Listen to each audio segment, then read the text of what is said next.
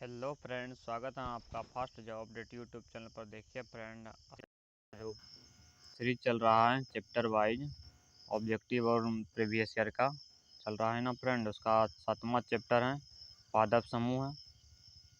पादप समूह चैप्टर है। देखिए इसका हम लोग 100 तक कवर कर चुके थे, अब आज फिर इससे आगे कवर करेंगे। ठीक है फ्रेंड, ये रेलवे का स्पेशल सीरीज चल रहा है जो कि रेलवे के एग्ज़ाम आने वाले जो 6-7 एग्ज़ाम रेलवे का आएगा ना फ्रेंड, तो उस सीरीज के लिए ये चलाया जा रहा है। उस एग्ज़ाम के लिए ये काफ़ी हेल्पफुल होगा। ठीक है फ्रेंड, क्वेश्चन 101 से शुरू करते हैं। जो चैनल को अभी तक सब्सक्राइब नहीं किया, चैनल को सब्सक्राइब कर दीजिए। ठीक है फ्रेंड, जो टेलीग्राम चैनल ज्वाइन नहीं कर किए हैं, टेलीग्राम चैनल ज्वाइन कर लीजिए। वहाँ पे हम इसका थ्योरी का PDF डेली डाल रहे हैं। ठीक है फ्रेंड, शुरू करते हैं। तब 101 से आज 100 तक का ऑलरेडी कवर कर चुके हैं। जो वीडियो को अभी तक नहीं देखे हैं तो वीडियो को देख लीजिए। इसका पार्ट 1 और 2 हम पहले करा चुके हैं। आज पार्ट 3 है। क्वेश्चन 101 डेली 50 क्वेश्चन कराते हैं, आप लोग को बता दें। क्वेश्चन 101, निम्नलिखित में से किसमें पौधे के शरीर को जड़, तना और पत्तियों में विभाजित किया जाता है? तो किसमें किया जाता है? मार्सिलिया। मार्सिलिया में जो होता है ना फ्रेंड, मार्सिलिया में पौधे के शरीर को जड़, तना और पत्तियों में विभाजित किया जा सकता है। ठीक है।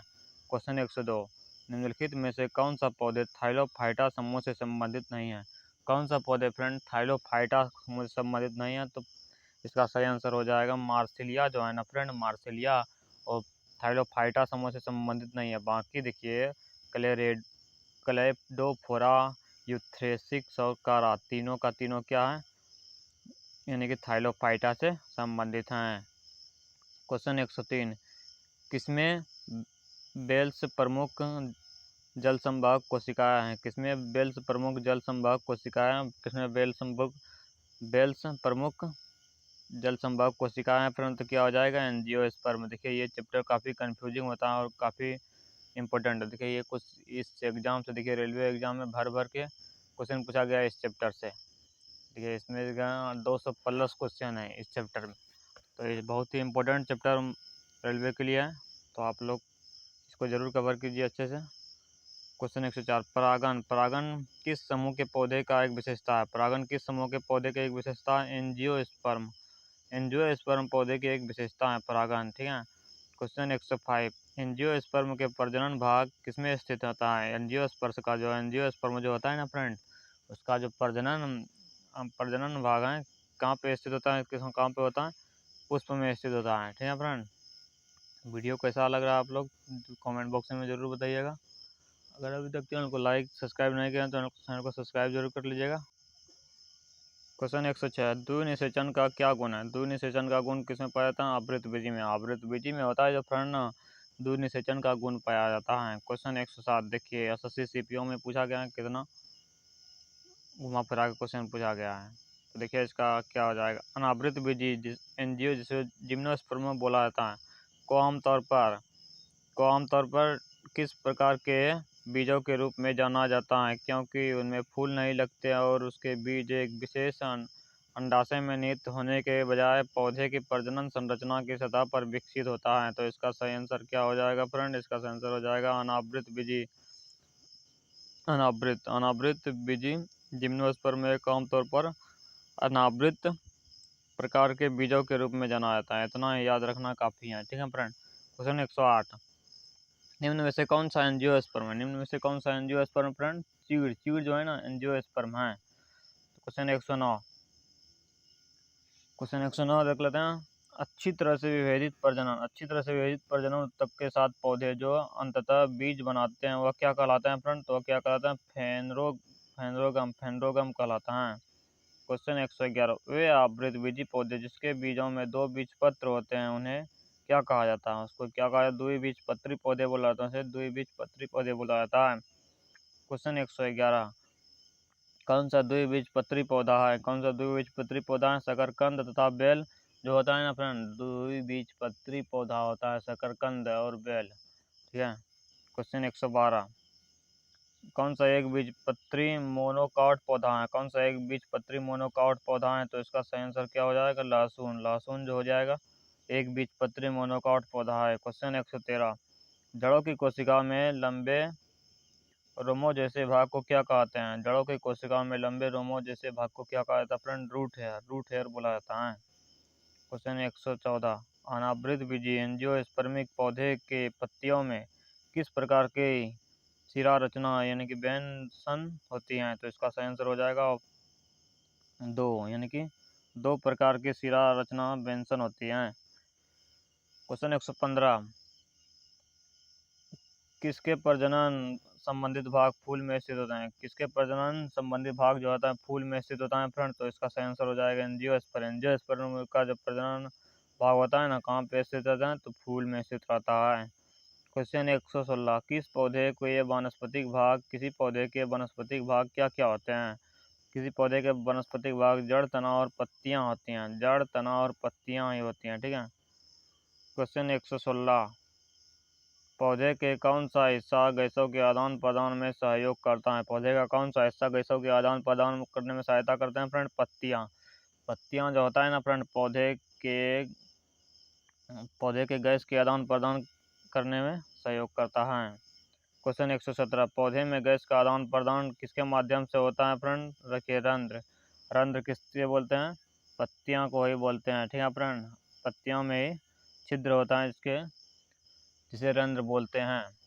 क्वेश्चन 118, फूलों का एक मदा प्रजनन अंग है। फूलों का एक मदा प्रजनन कौन सा है फ्रेंड? स्त्री केसर। और फूल का एक नर प्रजनन अंग क्या हो जाएगा? तो क्या हो जाएगा सही आंसर? पुंकेसर हो जाएगा। क्वेश्चन 119, अंडक का एक भाग नहीं है। कौन सा अंडक का एक भाग नहीं है? तो पुंकेसर अंडक का भाग नहीं हो जाएगा, क्योंकि पुंकेसर जो होता है फूलों का नर भाग होता है, और वर्तिकाग्र अंडाशय और स्टाइल जो क्या होता है फूलों का मदा प्रजनन अंग का भाग होता है। क्वेश्चन 120, खाना बनाने एवं शहद हेतु प्रयोग किया जाने वाला अदरक एक राइजोम है जो एक क्या फ्रेंड? जो एक भूमिगत तना है। जो एक क्या है? भूमिगत तना है।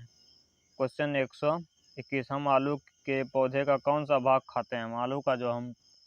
आलू जो होता है फ्रेंड, आलू उसका हम कौन सा भाग खाते हैं? तो उसका हम तना खाते हैं हम लोग। क्वेश्चन 122, एक लिंगी पुष्प होता है। कौन सा एक लिंगी पुष्प होता है? इसमें कि पपीता, सरसों, गुल्लड़ और सूरजमुखी है। इसमें से पपीता जो होता है ना फ्रेंड, एक लिंगी पौधा होता है। जो हम लोग के घर में होता है ना पपीता, वो एक लिंगी पौधे होता है। क्वेश्चन 123, निम्नलिखित में से गलत कथन चुने। पत्तियों में कोशिकाओं की ऊपरी और निचली परत को क्या कहा जाता है? पत्तियां जो होती हैं फ्रेंड, पत्तियां जो होती हैं, ये जो पत्तियां होती हैं फ्रेंड, उसकी ऊपरी और निचली परत को क्या कहा जाता है फ्रेंड? तो इसकी ऊपरी और निचली परत को क्या कहा जाता है फ्रेंड? तो इसका सही आंसर हो जाएगा भोजन का संश्लेषण करती हैं। पत्तियों में कोशिकाओं की ऊपरी और निचली परत क्या करता है? भोजन का संश्लेषण का कार्य करती हैं। क्वेश्चन 124, निम्नलिखित में से कौन से पुष्प के मध्य में स्थित होता है? कौन सा पुष्प के मध्य में स्थित होता है? कार्पेल। कार्पेल जो होता है पुष्प के मध्य में स्थित होता है। क्वेश्चन 125, फूलों के हिस्से जिस आधार पर उपस्थित होते हैं उसे क्या कहते हैं फ्रेंड?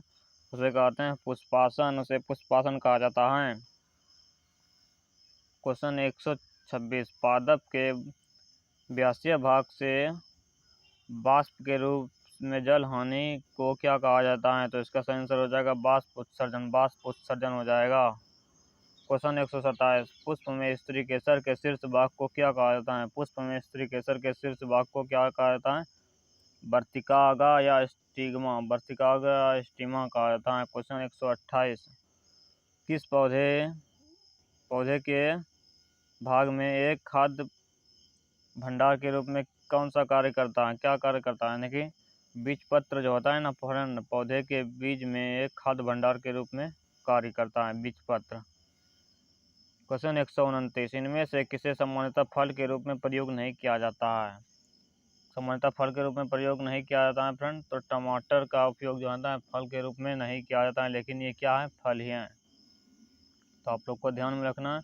आप लोग को वीडियो कैसा लग रहा है फ्रेंड कमेंट बॉक्स में ज़रूर बताइए। कोई दिक्कत है तो आप लोग ज़रूर कमेंट बॉक्स में लिख दीजिए, हम उसको सुधार करने की कोशिश करेंगे, ठीक है। और डेली डेली हम 50 क्वेश्चन यहाँ डाल रहे हैं रेलवे का, तो आप लोग के लिए बहुत ही हेल्पफुल होगा एग्ज़ाम के लिए। डेली डेली कराएंगे तो आप लोग का बहुत हद तक रिवीजन भी होगा, ठीक है फ्रेंड। तो क्वेश्चन 130 देख लेते हैं। निम्नलिखित में से कौन सा बहुबीजी फल नहीं है? कौन सा बहुबीजी फल नहीं है? लीची जो है ना फ्रेंड, लीची बहुबीजी फल नहीं है। क्वेश्चन 131, निम्नलिखित में से कौन सा भाग वनस्पति जनन में हिस्सा नहीं लेता है? कौन सा भाग वनस्पति जनन में हिस्सा नहीं लेता है फ्रेंड? फूल। फूल जो होता है ना फ्रेंड, वनस्पति जनन में हिस्सा नहीं लेता है, और बाकी पत्ते, जड़ और तना वनस्पति जनन में हिस्सा लेता है। क्वेश्चन 132, निम्नलिखित में से कौन सा अपने जीवन काल में केवल एक ही बार फूल और फल देता है? तो क्या हो जाएगा? केला। केला जो होता है ना फ्रेंड, केला का एक पौधा जो हो जाएगा, एक एक बार में, जैसे कि एक बार उसके जीवन काल में एक ही बार वो फल और फूल देगा। ठीक है। क्वेश्चन 133, पौधे भविष्य के लिए खाद्य को बीज पत्र में संग्रहित करते हैं किसके माध्यम से? कोटिलेडोन के माध्यम से करते हैं। कोटिलेडोन के माध्यम से करते हैं। क्वेश्चन 134, किस स्थितियों में वाष्प उत्सर्जन कम हो जाता है? किस स्थितियों में वाष्प उत्सर्जन जो है ना फ्रेंड, वाष्प उत्सर्जन पौधे में उच्च आर्द्रता की स्थिति में वाष्प उत्सर्जन जो है ना फ्रेंड कम हो जाता है। क्वेश्चन 135, पादप का एक वर्धी भाग नहीं है। क्या पादप का एक वर्धी भाग नहीं है फ्रेंड?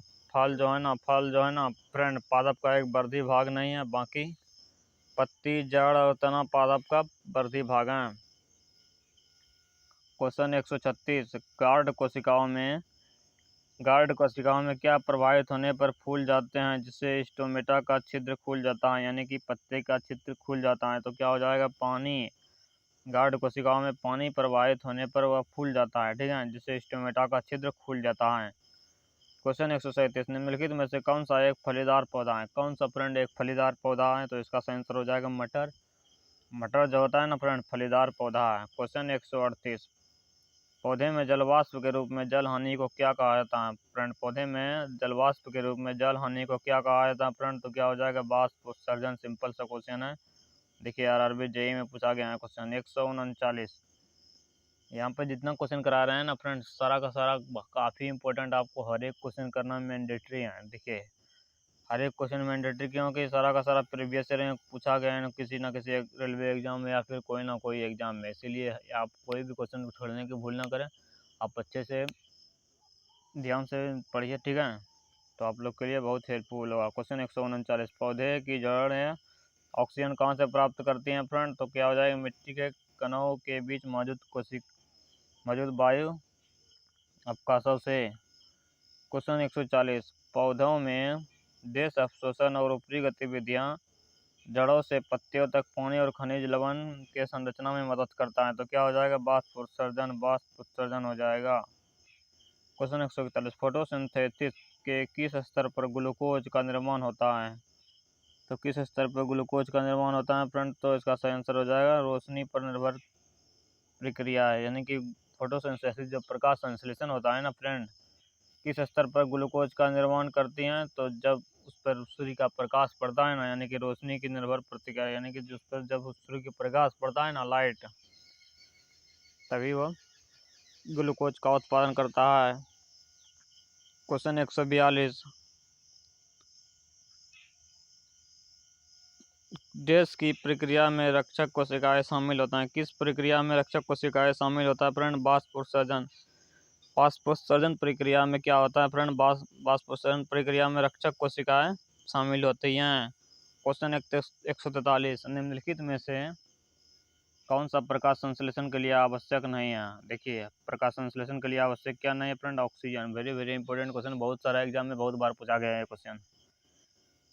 बाकी सूर्य का प्रकाश, क्लोरोफिल और कार्बन डाइऑक्साइड तीनों का तीनों आवश्यक हैं। क्वेश्चन 144, किस हार्मोन के विसरण के कारण पौधे जड़ की दूसरी तरफ मुड़ जाते हैं? तो किसका सही आंसर क्या हो जाएगा? ऑक्सिन हो जाएगा। क्वेश्चन 145, पौधे में बौनापन निम्नलिखित में से किसके उपचार द्वारा नियंत्रित किया जा सकता है? तो क्या हो जाएगा? जिब्रेलिन अम्ल के